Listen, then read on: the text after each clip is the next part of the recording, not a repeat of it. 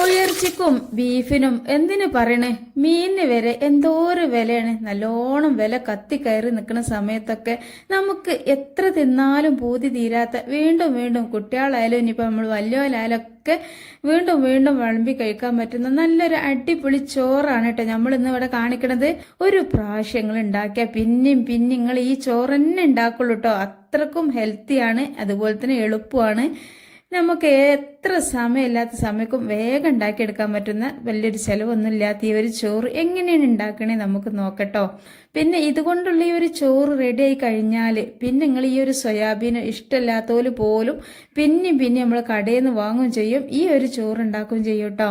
അപ്പോൾ ഇതാ ആ ഒരു സോയാബീനൊക്കെ മുഴുവനും ഞാൻ പിഴിഞ്ഞ് ഒരു മഞ്ഞ വെള്ളങ്ങൾ കണ്ടില്ല, അതൊക്കെ ഒഴിവാക്കി പിന്നെ നമ്മൾ വെക്കുന്ന ചോറിൻ്റെ അരി എന്ന് പറഞ്ഞാൽ ഞാൻ പറഞ്ഞല്ലോ റേഷൻ കടയിൽ അരിയാണ്.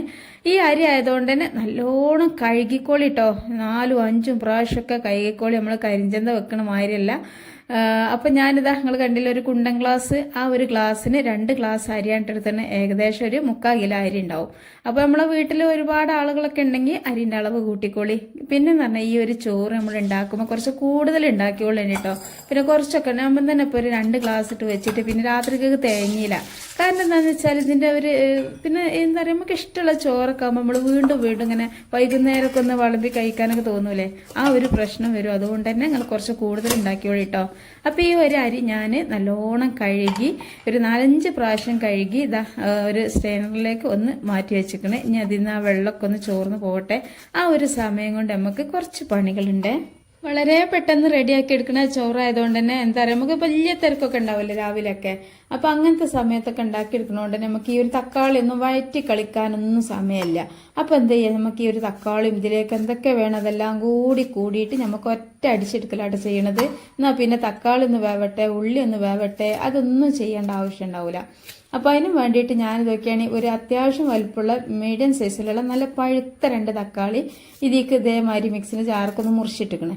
പിന്നെ അതേപോലെ തന്നെ ചെറിയൊരു കഷ്ണം ഇഞ്ചി, ചെറിയൊരു കഷ്ണം എന്ന് പറഞ്ഞാൽ 1 ഇഞ്ച് വലുപ്പത്തിലുണ്ടാണ്, അത്യാവശ്യം വണ്ണക്കുള്ള ഒരു കഷ്ണം ഇഞ്ചിയാണ് കേട്ടോ. അതും ഇതുപോലെ ഒരു കട്ടില്ലാതെ ഒന്ന് നുറുക്കിയിട്ട് കൊടുത്തിട്ടുണ്ട്. പിന്നെ നമുക്ക് ഇതിലേക്ക് വേണ്ടതെന്ന് വെച്ചാൽ എരിവിന് ആവശ്യമായിട്ടുള്ള പച്ചമുളകാണ്. അപ്പം നല്ല എരിവൊക്കെ ഉണ്ട് എന്നുണ്ടെങ്കിൽ നിങ്ങൾക്ക് അതുപോലെ തന്നെ നിങ്ങൾക്ക് എരിവ് വലിയൊരു കുഴപ്പമൊന്നുമില്ല, കുറച്ച് എരിവൊക്കെ താല്പര്യമുള്ള ആളുകളൊക്കെ ആണെങ്കിൽ 4 പച്ചമുളക് എടുത്തോളി. ഞാനിപ്പോൾ 4 എടുത്തിട്ടുണ്ട്. അപ്പോൾ എരിവ് ഇഷ്ടമില്ലാത്തവരൊക്കെ ആണെന്നുണ്ടെങ്കിൽ ഒരു 3 എടുത്താൽ മതിയാവും കേട്ടോ. പിന്നെ ഈ ഒരു ചോറിൽ എരിവിന് ഒരു പ്രത്യേക ഒരു രുചി കൊടുക്കുക. അപ്പോൾ അതുകൊണ്ട് തന്നെ ഞാൻ 4 എടുത്തത്. പിന്നെ നമ്മളത്തേക്ക് കുറച്ച് ഇഞ്ചിയൊക്കെ ചേർക്കണോണ്ട് തന്നെ എന്താ ചെയ്യുക, ഇനി മുളക് പൊടിയൊക്കെ ചേർക്കുന്നുണ്ട്. അതുകൊണ്ട് തന്നെ കഴിയണം നിങ്ങൾ എരിവ് കുറച്ചാൽ കേട്ടോ. ഞാനിപ്പോൾ ഒരു 4 എടുത്തത്, എൻ്റെ മുളക് വലിയൊരു എരിവില്ല, അതുകൊണ്ടാണ്. അപ്പോൾ ആ പച്ചമുളക് ഞാൻ ഇതിലേക്ക് ചീന്തിട്ട് കൊടുത്തിട്ടുണ്ട്. ഇനി നമുക്ക് എന്താ വെച്ചാൽ മല്ലിച്ചപ്പാണ്. മല്ലിച്ചപ്പ് നിങ്ങൾ ഒരിക്കലും ഒഴിവാക്കരുത് കേട്ടോ. മല്ലിച്ചപ്പ് ഒഴിവാക്കിയിട്ട് നമ്മൾ ഈ ഒരു ചോറ് രസം ഉണ്ടാവില്ല. നിങ്ങളടുത്ത് എത്രത്തോളം മല്ലിച്ചപ്പ് ഉണ്ടോ അതിനനുസരിച്ചിട്ട് എടുത്തോളി. അളവ് കുറക്കണേനേക്കാളും നല്ലൊരു പിടി മല്ലിച്ചപ്പിന് ഉണ്ടായിക്കോട്ടെ കേട്ടോ.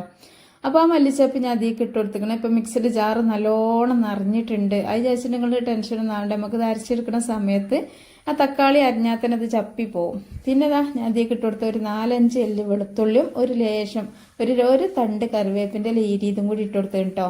ഇനി നമുക്കിത് എന്ത് ചെയ്യുക, ഈ ഒരു സൈഡൊക്കെ ഒന്ന് മൂടിയാണ്ട് നല്ലോണം ഒന്നിങ്ങോട്ട് ഇതാക്കി വെച്ചിക്കണം. നല്ലോണം ഇത് അരച്ച് കൊണ്ടുവന്നിട്ട് ഞാനത് അത് നല്ലോണം പേസ്റ്റ് പോലെ അരച്ചതിന് ശേഷം പിന്നെ നമുക്ക് പരിപാടി എന്താ വെച്ചാൽ ഒരു കുക്കർ, ഞാൻ കുക്കറിലാണ് ഇത് ഉണ്ടാക്കിയെടുക്കണത്. കുക്കറിലാണ് ഇത് ഏറ്റവും സുഖം. ഇനിയിപ്പം ചെമ്പട്ടിയിലും കുഴപ്പമൊന്നുമില്ല, നമുക്ക് പെട്ടെന്നൊക്കെ റെഡിയാക്കി എടുക്കണമെങ്കിൽ ഇതുപോലെ കുക്കർ എടുത്തോളി.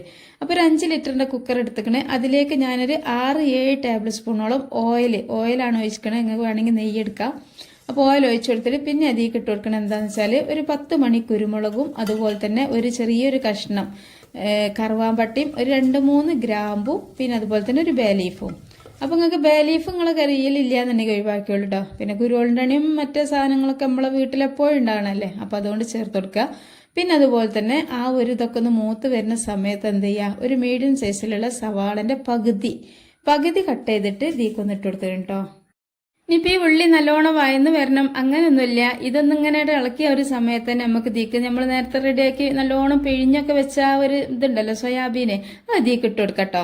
പിന്നെ സോയാബീൻ നിങ്ങൾ ആദ്യം തന്നെ നമ്മൾ ഈ ഒരു ചോറ് വെക്കണതിന് മുമ്പ് തന്നെ നല്ലോണം തിളച്ച വെള്ളത്തിലിട്ടിട്ട് ഇതുപോലെ പിഴിഞ്ഞെടുക്കണം. വല്ല കട്ടൊക്കെ ഉണ്ടെങ്കിൽ പോയിക്കോട്ടെ.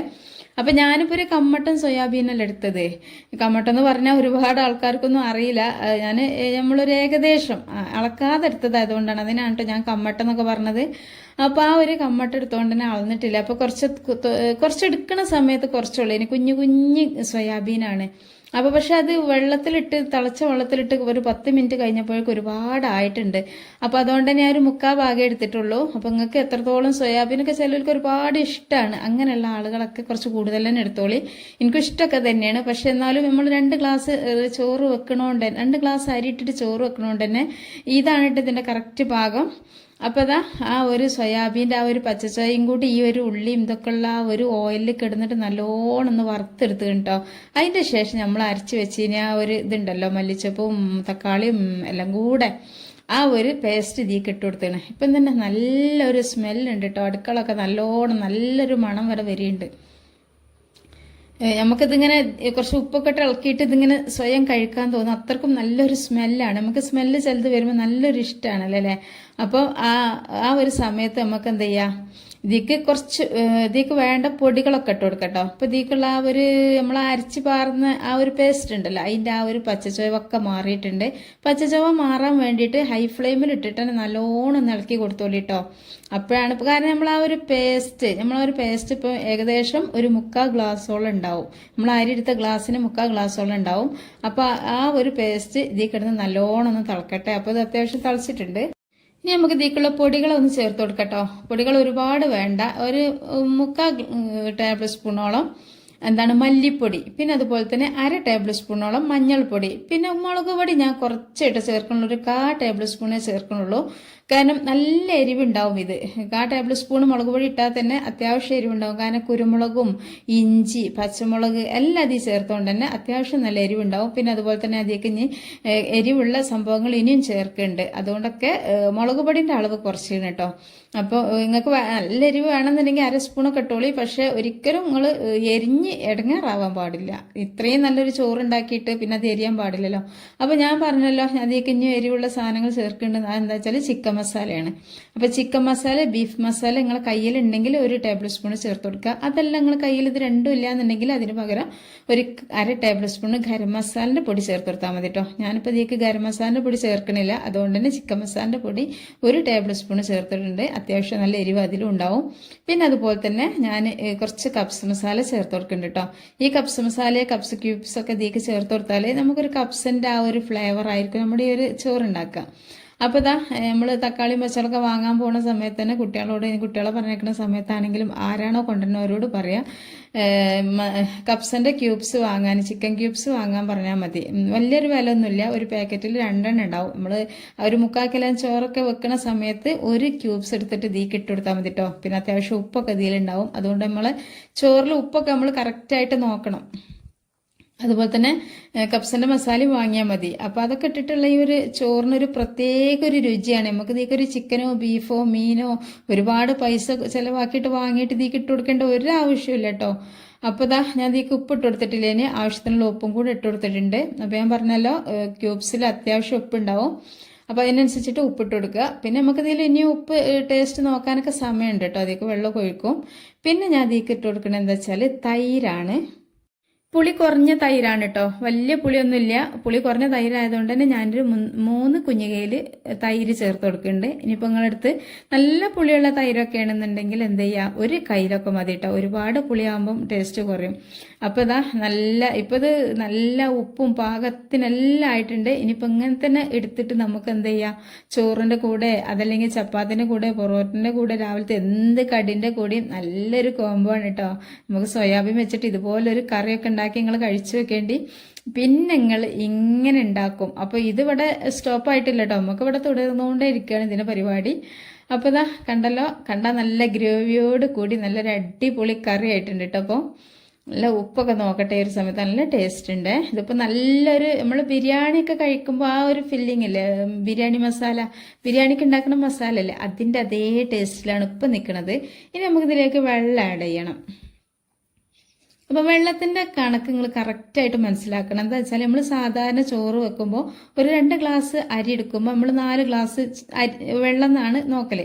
പക്ഷെ നമ്മളൊരു കുക്കറിലൊക്കെ ചെയ്യുമ്പോൾ എപ്പോഴും എന്ത് ചെയ്യുക, ഒരു 1/4 ഗ്ലാസ്സൊക്കെ കുറക്കുക. പ്രത്യേകിച്ച് ഇപ്പോൾ തൈര് നമ്മൾ ഇതിലേക്ക് ഒഴിച്ചെടുത്തുകൊണ്ട് തന്നെ ഒരു 1/4 ഗ്ലാസ് തൈര് ഉണ്ടാവും. പിന്നെ ഞാൻ പറഞ്ഞല്ലോ 3/4 ഗ്ലാസ്സോളം നമ്മൾ ആ പേസ്റ്റ് ഉണ്ടെന്ന് ഉള്ളിയും തക്കാളിയും പച്ചമുളകും ഇഞ്ചിയും എല്ലാം കൂടി അരച്ചിട്ടുള്ള പേസ്റ്റ് 3/4. അപ്പോൾ ഒരു ഗ്ലാസ് അത് തന്നെ ഉണ്ടാവും കേട്ടോ.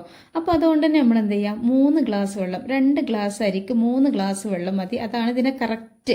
ഇനിയിപ്പോൾ വേണമെങ്കിൽ നിങ്ങളെ കുക്കറിൽ നല്ല കട്ടിയുള്ള കുക്കറും വേഗം വേവണമൊക്കെ ആണെങ്കിൽ 2.25 ഗ്ലാസ് വെള്ളം ഒഴിച്ചാൽ ഒരു കുഴപ്പമില്ല. അപ്പോൾ നിങ്ങൾ എത്ര ഗ്ലാസ് അരിയാണ് എടുക്കണത്, എത്ര നായി അരിയാണ് എടുക്കുന്നത്, അതിൽ നിന്ന് നമ്മൾ സാധാരണ നെയ്ച്ചോറും ബിരിയാണി ഉണ്ടാക്കുമ്പോൾ 2 ഗ്ലാസ്സിന് 1 ഗ്ലാസ് അരിക്ക് 2 ഗ്ലാസ് വെള്ളം എന്ന് തോതിലാവുമ്പോൾ എന്ത് ചെയ്യുക, 16 ഗ്ലാസ് കുറക്കണം കേട്ടോ. അപ്പോൾ ഞാനിപ്പോൾ ഒരു 2 ഗ്ലാസ് അരി എടുത്ത് അതിലേക്ക് ഒരു 3 ഗ്ലാസ് വെള്ളം ഒഴിച്ചത്. സാധാരണ 4 ഗ്ലാസ് ഒഴിക്കുമ്പോൾ 3 ഗ്ലാസ് ഒഴിക്കുക.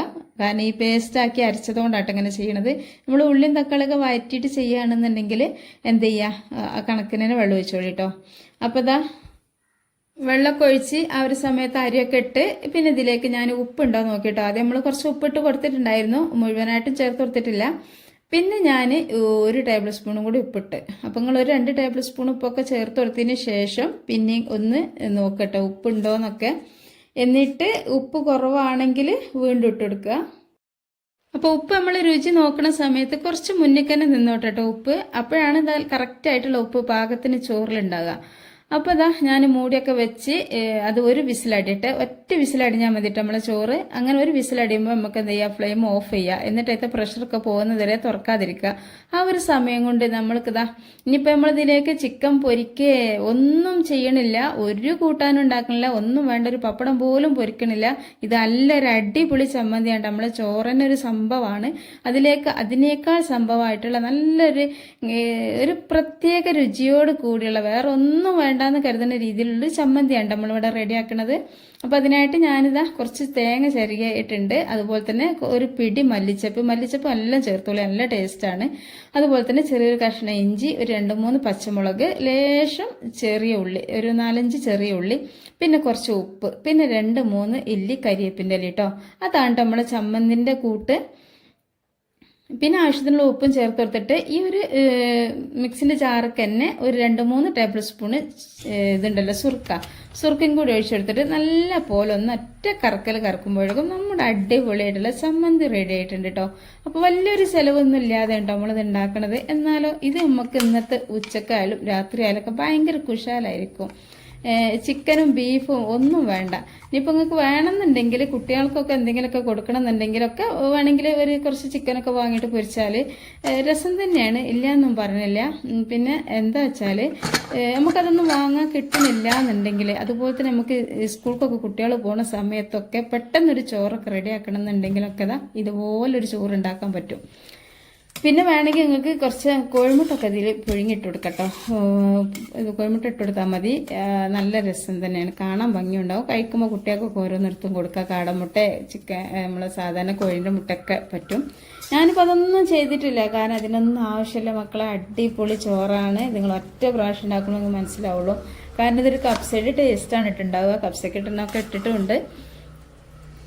അപ്പോൾ ഇതാ നല്ല ചോറാണ് കേട്ടോ. ഒന്നിമ തൊട്ടിട്ടോ ഒന്നുമില്ല, കാരണം നമ്മളെ വെള്ളം കറക്റ്റ് ആകുക എന്നുള്ളതാണ്.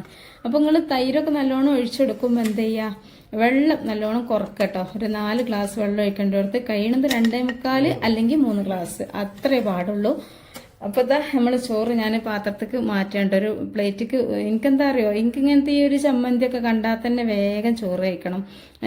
എന്താ വെച്ചാൽ ഋതു വരാനൊന്നും സമയമില്ല, കാരണം അത്രക്കും നല്ലൊരു സ്മെല്ലും. ഈ ഒരു കുക്കർ തുറന്നു നോക്കുമ്പോൾ നമുക്ക് ചില കാര്യം അങ്ങനെയാണല്ലേ, നല്ല രസമുള്ള മണമൊക്കെ കിട്ടുമ്പോൾ നമുക്ക് വേഗം ചോറൊക്കെ കഴിക്കേണ്ടി വരും. അതാണെങ്കിലോ ഇതുപോലുള്ളൊക്കെ ഇപ്പോൾ പറയാനുമില്ല. അപ്പോൾ എന്തായാലും നിങ്ങളിതൊന്ന് ട്രൈ ചെയ്ത് നോക്കണേ. നമ്മളെ വീട്ടിലെപ്പോഴും ഉണ്ടാകുന്ന റേഷൻ കടയിലെ അരിയും, പിന്നെ അതുപോലെ തന്നെ നമ്മൾ കൂട്ടാൻ കുട്ടികൾക്കൊക്കെ നമ്മൾ ഇപ്പോൾ സാധാരണ സ്കൂളൊക്കെ തുറന്നുകൊണ്ട് തന്നെ എന്തായാലും എല്ലാവരുടെ വീട്ടിലും കുറച്ച് സോയാബീനൊക്കെ ഉണ്ടാവും. പിന്നെ ചമ്മന്തി ഭയങ്കര ടേസ്റ്റാണ് കേട്ടോ. അപ്പോൾ സോയാബീനൊക്കെ നല്ല സാധനമാണ്, കുട്ടികൾക്ക് ഒരുപാട് ഗുണം ചെയ്യും, നമുക്ക് വലിയവർക്കൊക്കെ ശരീരത്തിന് ഒരുപാട് നല്ല സാധനമാണ്. അപ്പോൾ ഇതുപോലെ ചോറൊക്കെ ഉണ്ടാക്കിയിട്ട് അതേപോലെ തന്നെ നമ്മൾ ഫ്രൈ ഒക്കെ ഉണ്ടാക്കിയിട്ട് കൊടുത്തു കഴിഞ്ഞാൽ നല്ലതാണ് കേട്ടോ. അപ്പം നമ്മുടെ വീഡിയോക്ക് താഴെ ലൈക്ക് ചെയ്യാൻ മറന്ന കൂട്ടുകാരൊക്കെ ഉണ്ടെങ്കിൽ ലൈക്കൊക്കെ തരി. നല്ല ചോറാണ്, ഇതെല്ലാവർക്കും എത്തട്ടെ. കാരണം ഈ ചോറൊക്കെ എന്ന് പറഞ്ഞാൽ ഒരുപാട് ആളുകൾക്ക് അറിയില്ല, നമ്മളെ വീട്ടിലുള്ള സാധനങ്ങൾ വെച്ചിട്ട് ഇങ്ങനെയൊക്കെ ഒരു ചോറ്. അപ്പോൾ എല്ലാവർക്കും എത്താൻ വേണ്ടിയിട്ട് നിങ്ങൾ ഹെൽപ്പ് ചെയ്യുക. നിങ്ങൾ എന്ത് ചെയ്യുക, നിങ്ങൾ വാട്സപ്പ് ഗ്രൂപ്പൊക്കെ, നിങ്ങളെ ഫാമിലി ഗ്രൂപ്പൊക്കെ ഫ്രണ്ട്സ് ഗ്രൂപ്പൊക്കെ ഒക്കെ ഒന്ന് ഷെയർ ചെയ്ത് കൊടുക്കുക. പിന്നെ അതുപോലെ തന്നെ നിങ്ങൾ ലൈക്ക് ചെയ്താൽ തന്നെ ഇത് ഒരുപാട് ആളുകളിലേക്ക് എത്തിക്കും. അതുപോലെ തന്നെ നല്ല നല്ല കമൻറ്റുകൾ നിങ്ങളൊക്കെ ഒന്ന് ഇട്ടാൽ തന്നെ എല്ലാവർക്കും ഈ ഒരു ചോറ് യൂട്യൂബ് തന്നെ പ്രൊമോട്ട് ചെയ്ത് വിടും കേട്ടോ. അപ്പോൾ അതൊക്കെ നിങ്ങൾ ചെയ്യുക, നിങ്ങൾ പ്രതീക്ഷിക്കുന്നുണ്ട് ഞാൻ നിങ്ങൾ ചെയ്യുന്നത്. അപ്പോൾ കാരണം അത്രക്കും നല്ല ഹെൽത്തി ആയിട്ടുള്ളൊരു ചോറാണ്. എല്ലാവരും ഇതൊന്ന് ട്രൈ ചെയ്ത് നോക്കണം, ഫീഡ്ബാക്ക് ഒക്കെ ഒന്ന് അറിയിക്കണം കേട്ടോ. നിങ്ങളിതൊന്ന് ഉണ്ടാക്കി നോക്കിയിട്ട് എല്ലാവർക്കും ഇഷ്ടമാവും, വലിയൊരു ചിലവൊന്നും ഇല്ലല്ലോ. അതുപോലെ തന്നെ നമ്മൾ വീഡിയോകൾ സബ്സ്ക്രൈബ് ചെയ്യാതെ കാണുന്ന ഒരുപാട് കൂട്ടുകാരുണ്ടാവും, ചെയ്യണം എന്നൊക്കെ വിചാരിച്ചിട്ടുള്ള. അപ്പോൾ സബ്സ്ക്രൈബ് ചെയ്യാതെ കാണുന്ന കൂട്ടുകാരൊക്കെ ഉണ്ടെങ്കിൽ ഒന്ന് സബ്സ്ക്രൈബ് ചെയ്താളി. പിന്നെ എന്താണ്, അപ്പോൾ ഒരു ബെല്ലൈക്കൻ വരുന്ന അതും കൂടി നെക്കിയാൽ പിന്നെ ഇതുപോലത്തുള്ള എല്ലാ സിമ്പിളായിട്ടുള്ള വെറൈറ്റി റെസിപ്പീസൊക്കെ വരുമ്പോൾ നിങ്ങൾക്ക് മിസ്സാതെ കിട്ടും കേട്ടോ. അപ്പോൾ മഞ്ഞൾപ്പൊടി കുറച്ച് കൂടുതൽ ഇട്ടുകൊണ്ടാണ് ഇത്രയും മഞ്ഞ. അപ്പോൾ നിങ്ങൾക്ക് ഇത്ര മഞ്ഞ കളർ വേണ്ടാന്നുണ്ടെങ്കിൽ എന്ത് ചെയ്യുക, കുറച്ച് മഞ്ഞളുടെ അളവ് കുറച്ചാളേണ്ടി കേട്ടോ. അപ്പോൾ ഇത്രയേ ഉള്ളൂ. ഇനി അടുത്ത വീഡിയോ ഇടുവരെ. അസ്സലാമു അലൈക്കും വറഹ്മത്തുള്ളാഹി.